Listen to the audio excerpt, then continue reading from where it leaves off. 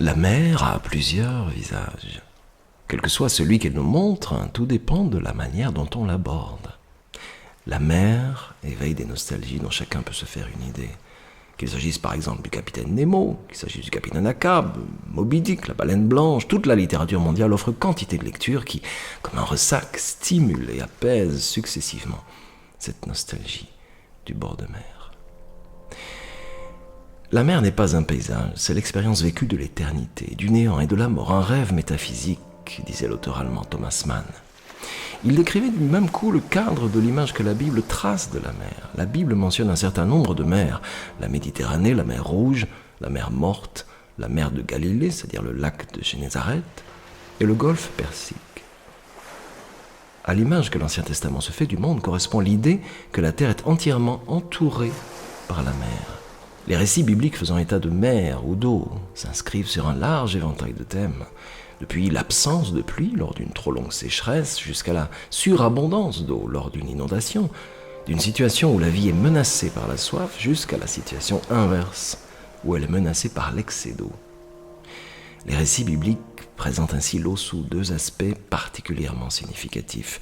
Elle est tantôt ce qui donne la vie et tantôt ce qui la menace. L'eau est source de vie, ce qui est d'autant plus sensible dans une région de notre terre marquée par la sécheresse, cette région précisément où sont situés les récits bibliques. D'un autre côté, les hommes dont il est question dans les récits bibliques se font de la mer l'idée d'un élément qui menace la vie et représente les forces du chaos. Bien, un navire n'est pas fait pour rester au port, mais pour prendre le large. C'est pourquoi tout cet été, nous voulons nous risquer à partir pour la haute mer des récits bibliques et voir où nous emmènent les vagues, les vents, l'eau. Dans l'histoire de Jonas, par exemple, dans cette histoire, il ne s'agit pas seulement de Jonas, il s'agit sans doute, pour lui, oui, de lutter contre le vent qui se déchaîne, contre le mal de mer, les vagues hautes.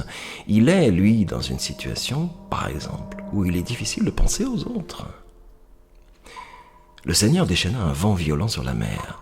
Il eut une telle tempête que le navire semblait prêt à se briser.